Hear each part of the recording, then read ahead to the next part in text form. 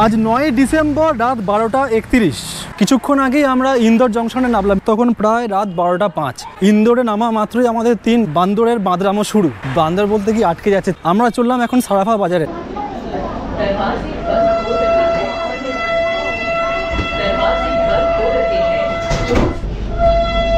Finally Ujjain থেকে আমরা বন্দে ভারতে চললাম ইন্দোরের উদ্দেশ্যে। ট্রেন একটু লেট ছিল, 10:40-এর ট্রেন ছাড়লো 11:10। আজ 8ই ডিসেম্বর 2023। মিশন মধ্যপ্রদেশের আগের পর্বে মানে তৃতীয় পর্বে জব্বলপুর থেকে পাড়ি দিয়েছিলাম উজ্জয়িনে। আমরা এখন উজ্জয়ন জংশনে দাঁড়িয়ে রাত 1:30টার সময় ঢুলতে উজ্জয়িনে দেখেছিলাম মহাকালেশ্বর মন্দির ও মন্দিরের নতুন করিডর, সাথে ঘুরে দেখেছিলাম উজ্জয়িন শহরটাকে। ঘুরে মন ভরে যাবে, দারুণ দারুণ, আমাদের তো খুবই ভালো লাগে। এই গাড়ি সম্পূর্ণ বিনামূল্যে আপনাকে মন্দির করিডর ঘুরে দেখাবে। সেই ভিডিও লিংক আই বাটন ও ডিসক্রিপশন বক্সে দিয়ে রাখলাম, কাজের ফাঁকে সময় করে একবার দেখে নেবেন। ইন্দোরের অটোগুলো কলকাতার মতন একই রকম দেখতে হলেও পিছনের দিকে স্পেশালভাবে জানলা দরজার অ্যারেঞ্জমেন্ট করা রয়েছে। কেমন যেন অটো ভাড়া দিয়ে ট্যাক্সি একটা ফিল আসছিল আমাদের। আর আমরা সেই অটো নিয়ে 3 শ্রীমান চললাম স্টেশন থেকে 1 কিলোমিটার দূরে আমাদের হোটেলে। ভাড়া নিয়েছিল 80 রুপিয়া। ছোট্ট একটা ইনফরমেশন আপনাদের সঙ্গে শেয়ার করে রাখি। মালওয়া মালভূমির দক্ষিণ প্রান্তে ভারতের মধ্যপ্রদেশ রাজ্যের সবচেয়ে জনবহুল শহর হলো এই ইন্দোর। গুপ্ত শিলালিপিতে ইন্দোরের নাম উল্লেখ করা আছে ইন্দ্রপুর নামে। শোনা যায় ইন্দ্রেশ্বর মহাদেবের মন্দির থেকে অনুপ্রাণিত হয়ে এই জায়গার নামকরণ করা হয়েছিল ইন্দ্রপুর। বর্তমানে এই মন্দির ইন্দোর স্টেশন থেকে 2 কিলোমিটার দূরে অবস্থান করছে। পরবর্তী সময়ে মালহার রাওদের দ্বারা কখনো মালহার নগরী বা কখনো ইন্দুর নাম দেওয়া হয় এই শহরের। অবশেষে ব্রিটিশ শাসনকালে এই জায়গার নাম ফাইনালি ইন্দোর রূপান্তরিত হয়। আমরা ইন্দোরে রয়েছি এই হোটেলে, হোটেল শ্রীমান, মোটামুটি 3 স্টার টাইপের হোটেল। এই মুহূর্তে আমরা রয়েছি আমার বাড়ি থেকে 1572 কিলোমিটার দূরে। আজ 9 ডিসেম্বর রাত 12:31। কিছুক্ষণ আগেই আমরা ইন্দোর জংশনে নামলাম, তখন প্রায় রাত 12:05। ইন্দোরে নামা মাত্রই আমাদের 3 বান্দরের বাঁদরামো শুরু। বান্দর বলতে কি আটকে যাচ্ছে। আমরা চললাম এখন সারাফা বাজারে। আমি হোটেলে জিজ্ঞেস করলাম, বললো রাত 2টো অবধি খোলা থাকে। একবার জিজ্ঞেস করে নি, ভাই সাহেব সারাফা বাজার কিস तरफ है? একদম সিধা, একদম সোজা। আমাদের হোটেল থেকে, যে হোটেলে আমরা আছি, হোটেল শ্রীমানে আমরা উঠেছি। তো হোটেল শ্রীমান থেকে জিজ্ঞেস করলাম, বললো 500 মিটারের মতন পায়ে হেঁটেই যাওয়া যাবে। তো পায়ে হেঁটেই দিলাম দৌড় সারাফা বাজার। কী খাবার পাওয়া যায়, কেমন খাবার পাওয়া যায় খাবো আর আপনাদের বলবো। এখানে খাবার জন্য আমিও খুব একটা বেশি কিছু খাইনি, আর এই বাকি টোটোবাসদেরও খুব একটা বেশি খাইনি। সঙ্গে থাকুন, টোটোবাস পটলার, খুব এনজয় হবে।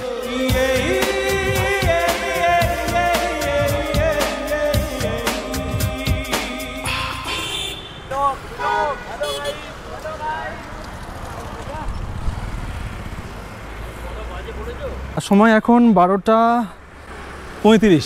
আমরা কিন্তু কালকেও রাত্রিবেলা নেমেছি উজ্জয়িনে, আজকেও রাত্রিবেলা। প্রায় বলতে পারেন নিশাচর প্রাণী হয়ে গেছি। রাস্তা মোটামুটি ফাঁকা। ইন্দোর মিনি মুম্বাই বলে। মুম্বাই যেরকম কোনো সময়তেই রাত বলে কিছু নেই, সারাক্ষণই মানুষ দৌড়াচ্ছে, এখানেও মানুষ দৌড়চ্ছে। তো সেটা এখনও দেখতে পাচ্ছি রাস্তায় লোকজন রয়েছে। তবে এরকম লোকজন মোটামুটি কলকাতাতেও রাস্তায় এরকম সময় থাকে। পায়দালি যাও না। টোটোবাজ পটলাকে টোটোতে জিজ্ঞেস করছে কোথায় যাবো, টোটোতে টোটোবাজি। এরকম একটা আমার ব্লগ আছে, ইসকন মায়াপুর সিরিজে একটা এরকম ব্লগ আছে। চলুন সারাফা বাজারে ঢুকে বাকি কথা বলবো। এই মুহূর্তে রয়েছে সারাফা বাজারে, যেরকমটি শুনেছিলাম পুরো সেরকম। এক্সে বার্কারে খাবারের স্টল, মানে পুজোর সময় আমাদের কলকাতায় যে অবস্থা থাকে পুরো সেই অবস্থাটাই এখানে রয়েছে এই মুহূর্তে। এখনো অবধি আমরা মেনু কার্ড দেখছি যে কোনটা খাবো।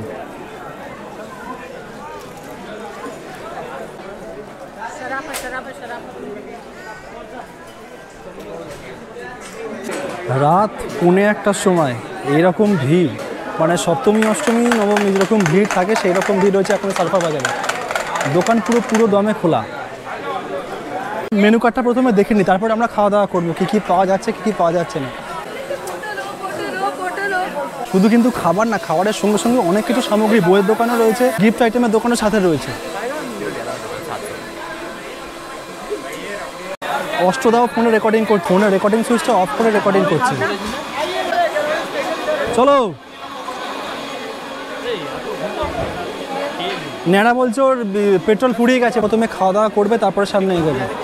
অষ্টদা বলেছে প্রথমে পুরো মেনু কার্ড দেখবে তারপরে খাওয়া শুরু করবে। খাওয়া দাওয়ার পাশাপাশি এখানে কিন্তু গ্রিটিংস কার্ডও বিক্রি হচ্ছে। ন্যাড়া বলছে 2-3 পাড়ায় খেতে হবে, তো তাই জন্য খাওয়াটা শুরু করে দিই। পুরো মেনু কার্ড দেখতে গেলে হবে না। খিদেতে ছেলের মুখটা পুরো শুকিয়ে গেছে, একবার দেখুন খালি কি অবস্থা। খিদের চোটে ছেলেটা কিন্তু ভেঙে পড়েছে, আর এই ছেলেটার জন্য এর এই অবস্থা। মানে মুখ থেকে কথা বেরোচ্ছে না, যে ছেলেটা জব্বলপুর দেখতে খাওয়ারের দিকে এক দৃষ্টিতে লুলুপ দৃষ্টি তাকিয়েছে, লুলুপ দৃষ্টি শুধু খাওয়ার জন্য। কতক্ষণে দেবে, পারলে কড়া থেকে নিয়েও খেয়ে নেয় এমন একটা অবস্থা। উঠে চলে গেল। সারাফা বাজারে আমাদের খাতা খুললো চাউমিন দিয়ে আমরা শুরু করলাম। 1 প্লেট চাউমিনের দাম 100 টাকা, এখানে আমরা 1.5 প্লেট চাউমিন নেবো, হাফ। আর একটা ইনফরমেশন দিয়ে রাখি, এখানে যা কিছু খাবার পাওয়া যায় সব কিন্তু ভেজ। আপনি যদি নন ভেজ লাভার হন, যদি নন ভেজ খাবার খেতে ভালোবাসেন, তাহলে কিন্তু একটু স্যাক্রিফাইস করতে হবে। ভেজের উপরে প্রচুর আইটেম রয়েছে, ভালো লাগবে আপনাদের। যদি আমার এখনো খাওয়া শুরু হয়নি। ছেলের মুখে মুচকি হাসি, হাতে রয়েছে চাউমিন। না টেস্ট কীরকম চাউমিনের? ভালো। কষ্টদা টেস্ট কীরকম? খিদে কতটা পেলে মানুষ একটা বাটি খালি করে আর একটা বাটি খালি করতে পারে। একটু আগে 1 বাটি চাউমিন এরা খেয়েছে, তারপরে একটা বাটি শেষ। মানে শুধু কি লেভেলে ছেলেটা খিদে পেলে শুধু দেখুন খালি। আমি না ও খেয়েছে। 4 की आइसक्रीम बिक्री होती है, एटाও खाबो। भाई साहब ये मार्केट कितना बजे तक ओपन रहता है? सर 9 बजे खुलता है, 2 बजे बंद हो जाता है। 9 बजे खुले এবং 2টোর সময় বন্ধ হয়ে যায়।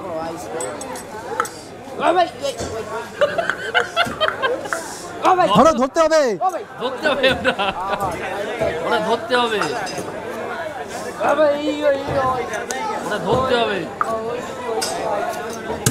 ধরো, আরে কামাল হয়ে গেল।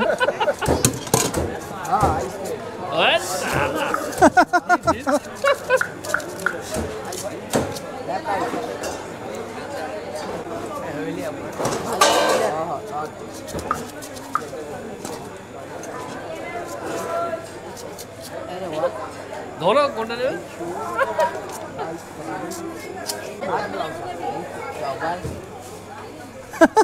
आइसक्रीम ले इधर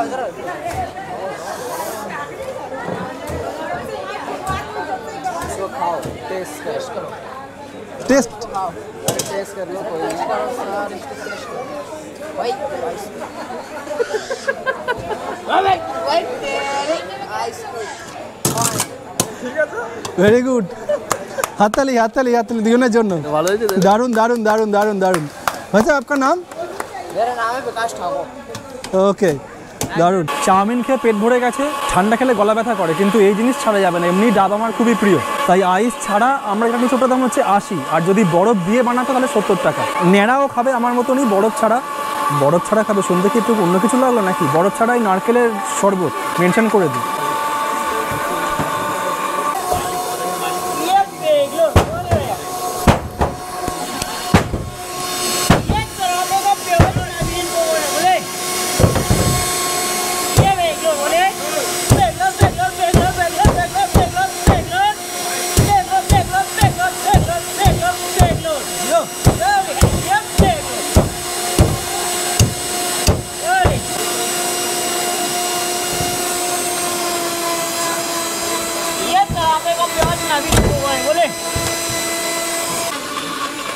সারাফা বাজারে আসলে এনার দোকান অবশ্যই মিস করবেন না। সারাফা ফেমাস। বাজারে ঢোকার কিছুটা 2-3 পা হাঁটলেই এনার দোকানে আপনারা পেয়ে যাবেন, ডান হাতে পড়বে।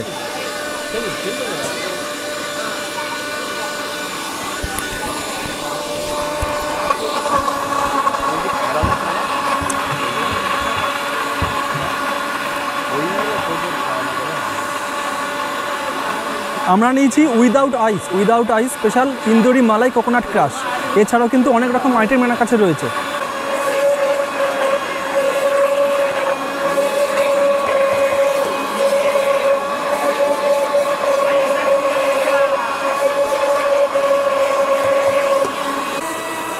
কীরকম? অসাধারণ। टेस्ट করে দেখি। थोड़ा आइस मिलेगा इसके ऊपर, थोड़ा आइस डाल दीजिए इसके ऊपर। গরম গরম লাগছে, চায়ের মতন। একটু বরফ দিয়ে নি নাকি, গলা ব্যথা হলে হবে। थोड़ा मुझे भी आइस दीजिए।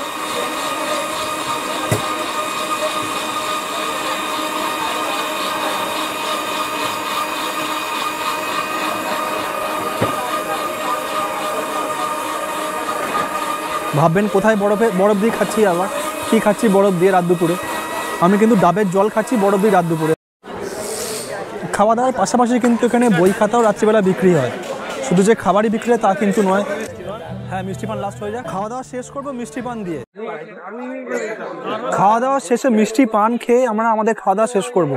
সেম মার্কেটে এখানে 56 সিটেও রয়েছে, কিন্তু এমনিতেই বেশি খেতে পারি না আমি, আর নেড়ারও সেই একই অবস্থা, এই খেয়ে পেট ভরে গেছে। আর আমাদের সময়ও কম, এখন সময় প্রায় রাত 1:30। কালকে সকালবেলা আমাদেরকে যেতে হবে ওমকারেশ্বর, 7টায় ঘুম থেকে উঠতে হবে, তাই 1:30 বাজে একটু ঘুমোতে হবে, নাহলে কালকে গিয়ে কিছু এনজয় করতে পারবো না। তো সেই জন্য সারভা বাজার থেকেই আজকে রাতের পার্টি বিদায় নিলাম, কালকে সকালবেলা আবার দেখা হবে। পান দিয়ে খাওয়া দাওয়া শেষ করলাম, পানটা আপনাদেরকেও খাওয়াও, রেডি হন, পান নিচ্ছে। खाई के पान बनारस वाला আপনাদেরকেও পান খাইয়ে আজকে রাতের মতন বিদায় নিলাম, দেখা হবে কালকে সকাল। खाई के पान बनारस वाला खुली जाए बंद अकल का। কিন্তু যেহেতু আমি সাউথ কলকাতার ছেলে, আমাদের কুদঘাটে মেট্রোর পাশে দিলীপ দা বলে একজন পান বিক্রি করে, 10 টাকা নেয়। এটা দেখিয়েছে আমাকে টোটোবাজ বাপি, 10 টাকায় এত সুন্দর মিষ্টি পান উনি বানায়, এখনো অব্দি 10 টাকায় এত মশলা উনি দেয়, অন্য কথা কিন্তু দেয় না। আমি অনেক জায়গাতেই পান খেয়েছি, কিন্তু এত কিছু পাবেন না। তো ফাইনালি গুড নাইট বলে সারফা বাজার থেকে আজকে বিদায় নিচ্ছি, কালকে সকালবেলা দেখা হবে ওমকারেশ্বরের পথে। মধ্যপ্রদেশের ইন্দোর থেকে আপনাদের সকলকে জানাই সুপ্রভাত। সকাল সকাল আমরা বেরিয়ে পড়লাম ইন্দোর থেকে। আজকে আমরা ইন্দোর থেকে যাব মহেশ্বর আর Omkareshwar. No more lies and no more games. A new life, a new beginning. गर्मा गर्म पकौड़े, प्याज के पकौड़े, शाही पोहा जलेबी, गर्मा गर्म पकौड़े प्याज के जलेबी गर्मा गर्म। सुबह 6 बजे। 6 बजे से? हाँ 6 से शाम को 8 बजे तक। अच्छा, हाँ जी। और ये जगह का नाम क्या है? Jaora compound MY hospital. ये आपका स्टेशन का नजदीकी है ना? हाँ जी बिल्कुल पास में। स्टेशन है। बिल्कुल बिल्कुल ओके, चलिए हम भी टेस्ट करते हैं आपका। बिल्कुल आप पोहा जलेबी खाइए यहाँ का आज। খাস্তা কচুরি, তার সঙ্গে দিয়েছে কিছু ঝুড়ি ভাজা, জিলাপি, চাটনি, আরও কিছু স্ন্যাক্স রয়েছে, এগুলো দিয়ে শুরু করবো।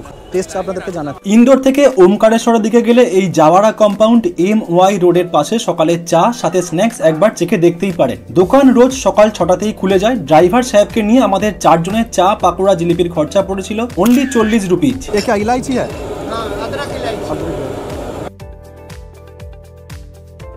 কম পয়সায় দারুণ ব্রেকফাস্ট সেরে চললাম ওমকারেশ্বরের পথে। সময় কিছুটা বাঁচাতে পারলে দেখে নেব মমলেশ্বর মন্দিরও। আপাতত ওমকারেশ্বর যাওয়ার পথে মন ভালো করে দেওয়া কিছু প্রাকৃতিক দৃশ্য আপনাদের সঙ্গে শেয়ার করলাম।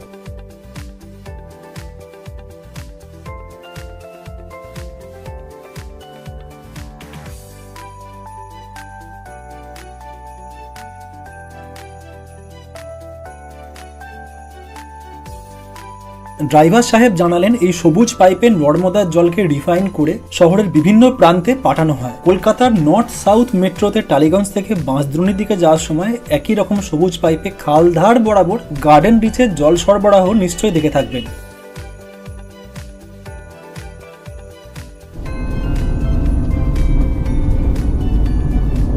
ये हाईवे है ना? हाँ। कौन सा हाईवे? इंदौर नागपुर।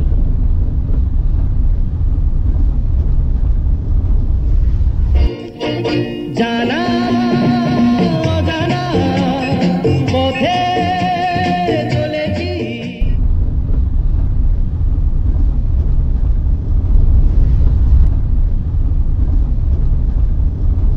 भाई साहब ये कौन सा लाइन है? ये टॉय ट्रेन का लाइन है क्या? ये मीटर गेज। मीटर गेज, हाँ छोटा लाइन है।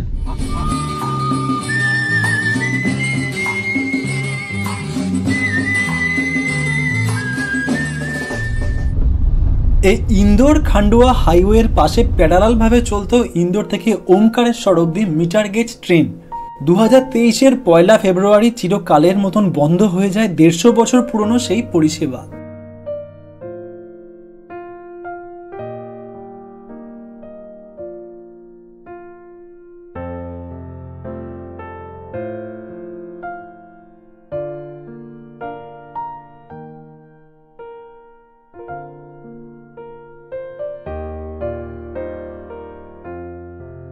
এই মুহূর্তে নর্মদার জল শান্ত, ধীর, স্থির হলেও বর্ষাকালে এই নর্মদার জল কতটা ভয়ঙ্কর হয় সেটি ড্রাইভার সাহেবের মুখ থেকেই শুনুন।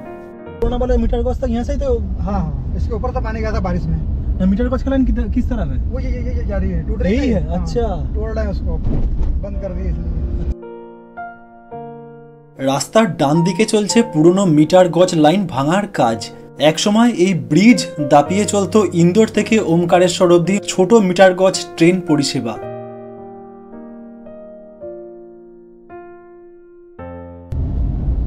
मिर्ची होती है यहाँ, मिर्ची सर, अच्छा मिर्ची, धनिया, मूंगफली, प्याज, यहाँ की खेती है यहाँ की। খুব বড় বড় লঙ্কাগুলো কিন্তু। सालों पुराना स्टेशन है ये सर। ये हाँ, इसका नाम क्या था स्टेशन का? इसका है कि अपना वो मोटक्का। এই সেই ওমকারেশ্বর রোড স্টেশন। স্থানীয় মানুষজন এলাকার নাম মোটাক্কা নামেই এই স্টেশনটিকে চেনেন। এই স্টেশন থেকে ওমকারেশ্বর জ্যোতির্লিঙ্গের দূরত্ব ছিল মাত্র 12 কিলোমিটার। বছর খানেক আগে অবধি ওমকারেশ্বর দর্শনের জন্য ইন্দোরের দিক থেকে আসা পূর্ণার্থীরা এই স্টেশনেই নামতেন। সেই সব স্মৃতি আজ জায়গা করে নিয়েছে ইতিহাসের পাতায়।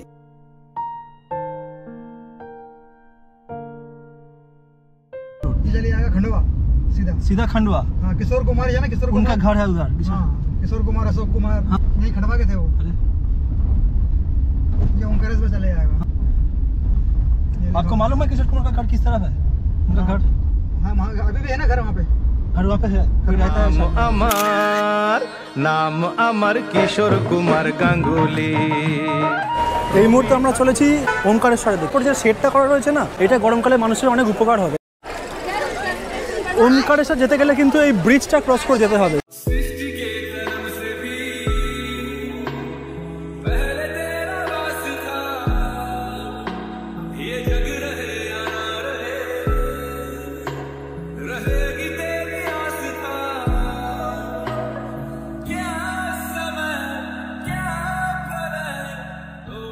ডালার ছোটখাটো দোকান রয়েছে এখানে।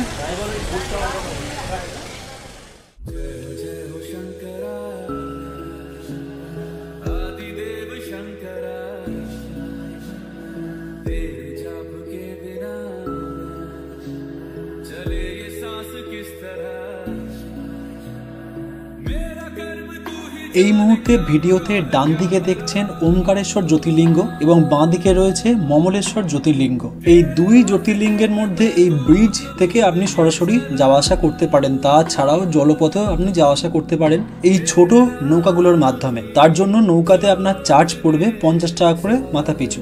এছাড়াও চাইলে আপনি এই ভটভটি নৌকাতে বেশ কিছুক্ষণ নর্মদার বুকে এদিক ওদিক করে নিতে পারেন। তার জন্য মাথা পিছু আপনাকে দিতে হবে মাত্র 150 টাকা। ছোট ছোট নৌকাগুলোর কি মারাত্মক আওয়াজ, এত ওপর থেকেও আওয়াজ কানে পুরো তালা লাগিয়ে দেওয়ার মতন।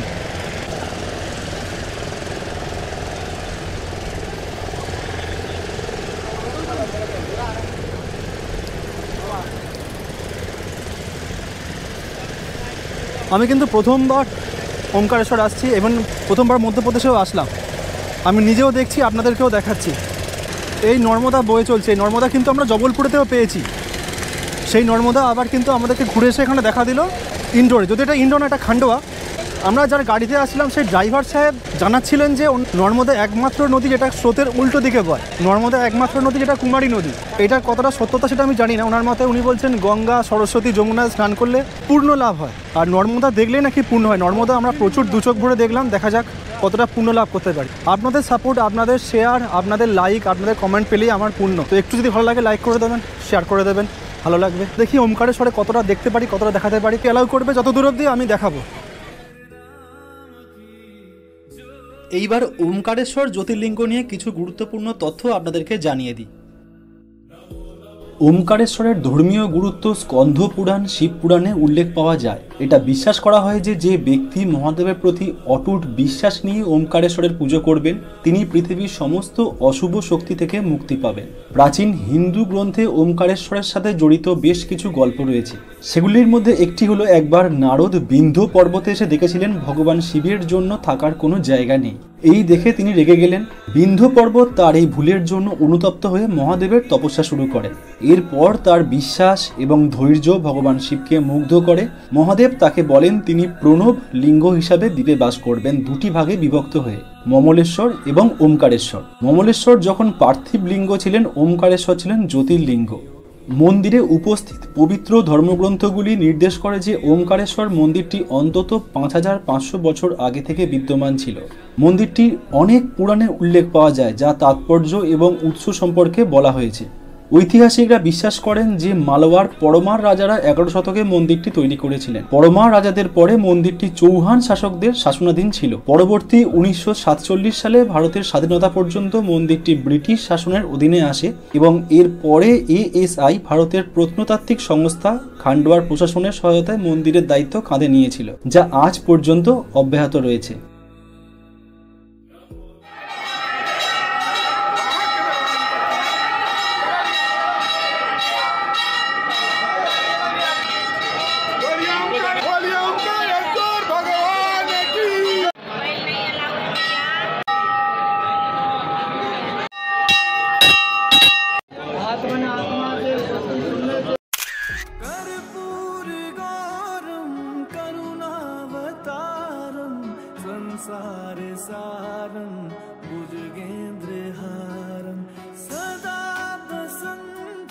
জাসময় ব্রিজের ওপর দিয়ে আমরা গিয়েছিলাম, সেই একই ব্রিজ ক্রস করে আবার চললাম মমলেশ্বর মন্দিরের দিকে। ব্রিজের বিশেষ কিছু আর দেখালাম না, যাওয়ার সময় তো দেখিয়েছি। মমলেশ্বর মন্দির থেকে দেখি কতটা ছবি তুলতে পারি।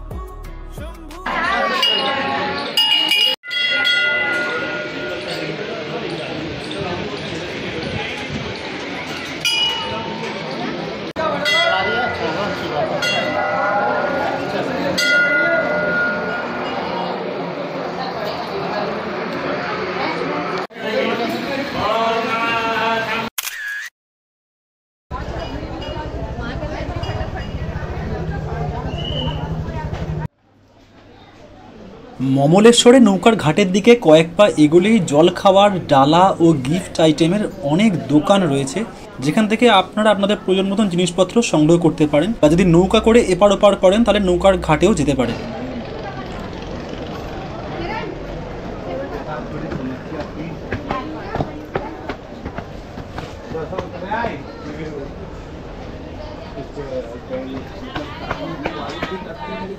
আমরা ওমকারেশ্বর আর মমলেশ্বর মন্দিরে পুজো দিয়ে এখন যাচ্ছি মাহেশ্বরের দিকে। মাহেশ্বর দেখব, যদি দেখতে পাই আর লাঞ্চ করব, কারণ সময় খুবই কম।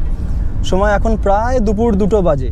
আপাতত খুব জোর খিদে পেয়েছে। মমলেশ্বর আর ওমকারেশ্বরে গিয়ে আমরা 3 জনই ফেসে গেছি। এটাতে জানি রাখি, ওমকারেশ্বর বন্ধ হয়ে যায় কিন্তু 12টার সময় 1 ঘন্টার জন্য। যদি ওই ট্র্যাপের মধ্যে পড়েন, ওই ভিড়ের মধ্যে আপনাকে 1 ঘন্টা ওয়েট করতে হবে। আমরা 3 জন ভিআইপি পাস কেটেছিলাম। ভিআইপি পাসের দাম হচ্ছে 300 টাকা। তো ভিআইপি পাস কেটে আমরা একটু ছন্নছাড়া হয়ে গেছিলাম, আলাদা হয়ে গেলাম ভিড়ের চাপে। ওরা ভিড়েতে পিছনে পড়ে গেছিলো একটু, আমি গলে গেছিলাম। তো যার জন্য আমি ওই 12টার যে গ্যাপ, বন্ধ করার যে গ্যাপ, 12টার সময় যে বন্ধ হয় তার আগে আমি ভেতরে ঢুকে গেছিলাম। যার জন্য আমি পুজো দিয়ে বাইরে বেরিয়ে এসেছি। তো ওরা ভেতরে আটকে গিয়েছিল। ওরা এইমাত্র এলো, তো এখন টাইমটা একটু কম হয়ে গেছে, চাপাচাপি হয়ে গেছে। দুপুরের লাঞ্চ হাইওয়েতে আমরা এই হোটেল থেকেই সারলাম। যদি আপনারা ওমকারেশ্বর যান ইন্দোরের দিক থেকে, তাহলে এখানে লাঞ্চ করতে পারেন। পুরোপুরি ভেজ। ভেজের উপরে অনেক কিছু আইটেম আছে, দাম একটু বেশি, তবে অ্যারেঞ্জমেন্ট ভালো, খেয়ে তৃপ্তি পাবেন। এবার প্রশ্ন হচ্ছে আমি কতটা তৃপ্তি পেয়েছি। আমি নর্মালি বাঙালি ঘরোয়া খাবার খেতেই ভালোবাসি। আমার জন্য ওই আলু ভাতে মাখা, ওল ভাতে মাখা, ডিম ভাজা ভাত সব থেকে ভালো, পাতিলেবু দিয়ে। তো ওই আজকে খেতে হলো আমাদের এইগুলোই। ছবি তো আমি দেখালাম আপনাদেরকে। খাওয়ার টেস্ট নো ডাউট ভালো, দাম একটু বেশি। তো চাইলে আপনারা এখানে লাঞ্চ করতে পারেন। লাঞ্চ সেরে আমরা চললুম মমলেশ্বরের দিকে।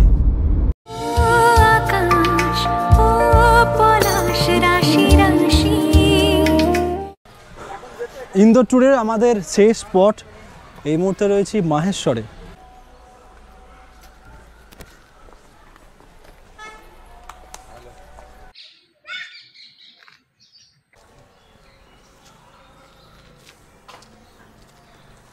অরিজিনাল তাঁত থেকে বানানো শাড়ি, এখানে কিন্তু তার থেকে শাড়ি বানানো হয়। যদি মাহেশ্বরে আপনারা আসেন এই অহল্লা ফোর্টে, সিঁড়ি দিয়ে ওঠার সময়তেই লক্ষ্য করবেন এখানে এইরকম ঘরে ঘরে তাঁত বোনা হয়।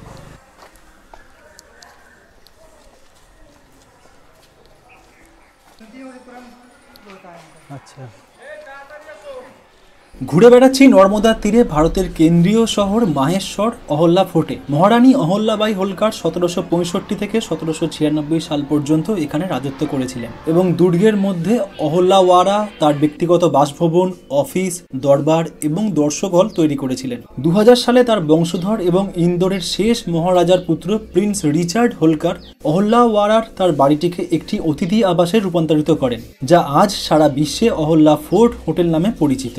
হোলকার ফোর্ট নামে জনপ্রিয় মহেশ্বর দুর্গটি 18 শতকে হোলকার রাজবংশ দ্বারা নির্মিত হয়েছিল। এটি একসময় মালওয়ার বিখ্যাত রানী অহল্যাবাই হোলকারের বাসস্থান ছিল, তাই দুর্গটি অহল্যা দুর্গ বা রানীর দুর্গ নামেও পরিচিত। আমরা রয়েছি এখন রাজওয়াড়া হলে। এখানে দেবী অহল্যাবাই থাকতেন। বর্তমানে তার ব্যবহার করা জিনিসপত্র সাজানো রয়েছে এখানে। এই রাজওয়াড়া মিউজিয়াম হলে ঢুকতে কোনো চার্জ লাগে না।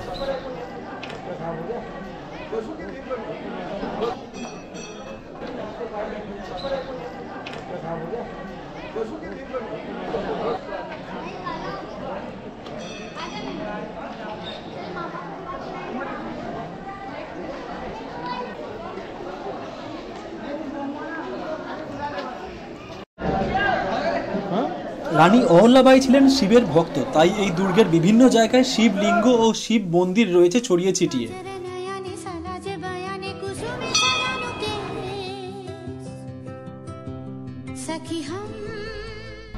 ফাইনালি আমরা এসে গেছি মহেশ্বর দুর্গের নদীর ধারে সবচেয়ে সুন্দর জায়গায়, যেখানে বসে একা হোক বা দোকা ঘন্টার পর ঘন্টা সময় এমনি আপনার কেটে যাবে। অনেক সিনেমার শুটিং হয়েছে এই জায়গায়, যেমন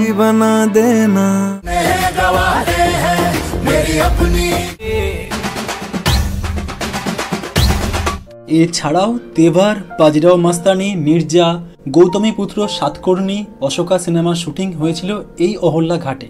পড়ন্তি বিকালে বা ছুটির সকালে ঘুরতে ঘুরতে যদি মন চায় কিছুক্ষণ নর্মদার জলে নৌকা বিহার করতে, তার ব্যবস্থাও আছে এখানে। भाई साहब ये बोटिंग कितने बजे तक ओपन रहता है? शाम को। और सुबह ओपन होता है 6:30 बजे से। এই জায়গা থেকে ভটভটি নৌকা নিয়ে বানেশ্বর বা সহস্র ধারা অবধি ঘোরার রেট চার্ট দিয়ে রাখলাম আপনাদের সুবিধার জন্য। 4 রাত্রি 4 দিনের মিশন মধ্যপ্রদেশ পর্ব শেষ হলো এখানেই। জার্নি শুরু করেছিলাম জবলপুর থেকে, তারপরে উজ্জয়িন, শেষে ইন্দোর। একজন খুব সামান্য ট্রাভেল ব্লগার হিসাবে কখনো কিছু ইনফরমেশন, কখনো মজা দিয়ে সাজানো আমার এই ক্ষুদ্র প্রয়াস যদি আপনাদের মনে সামান্য দাগ কাটতে পারে, তাহলে আমি নিজেকে ধন্য মনে করব।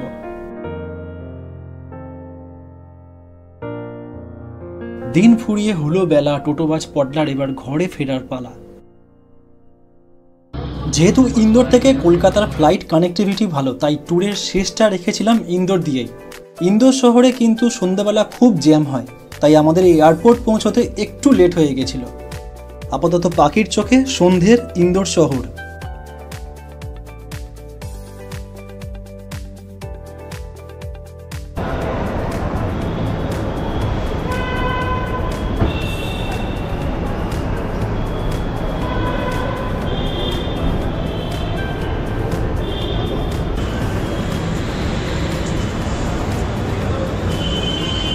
পুরো বিধ্বস্ত অবস্থায় বাড়ি ফিরছি।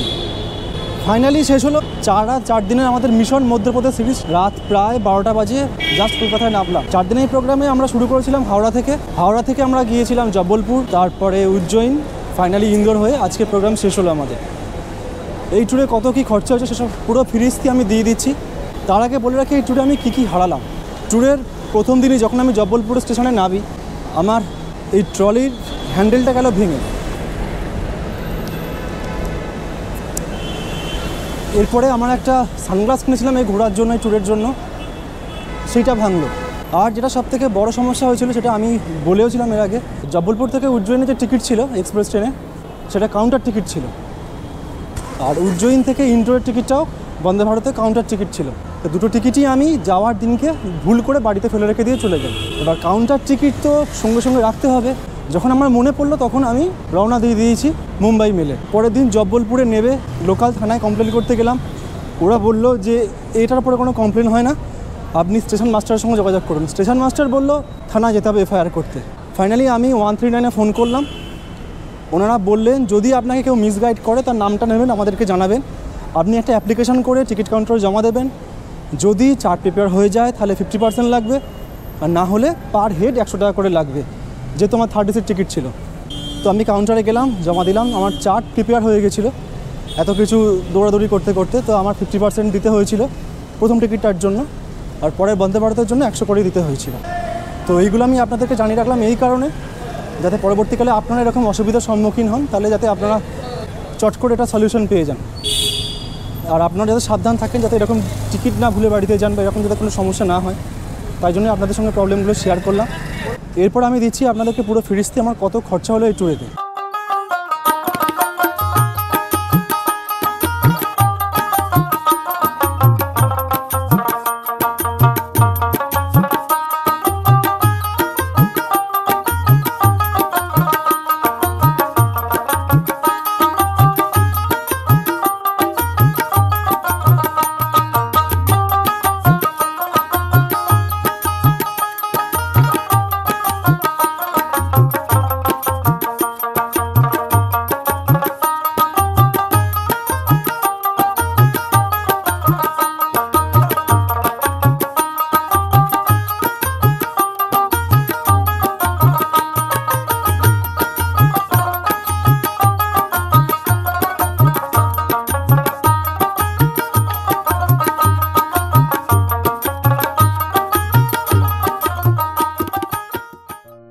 আমাদের মধ্যপ্রদেশ যাওয়ার মাত্র 17 দিন আগে বয়সজনিত কারণে অষ্টদা তার মাকে হারায়। খেলোয়াড়ি মনোভাব হারাতে পারেনি অষ্টদার মনকে। এই অবস্থা কাটিয়ে উঠে অষ্টদা আমাদের সাথে সঙ্গ দিয়েছিল পুরো ট্যুরে। মিশন মধ্যপ্রদেশের পুরো সিরিজটা উৎসর্গ করলাম মাসিমার নামে। টোটোবাজ পরিবারের আমরা সবাই ওনার আত্মার শান্তি কামনা করি।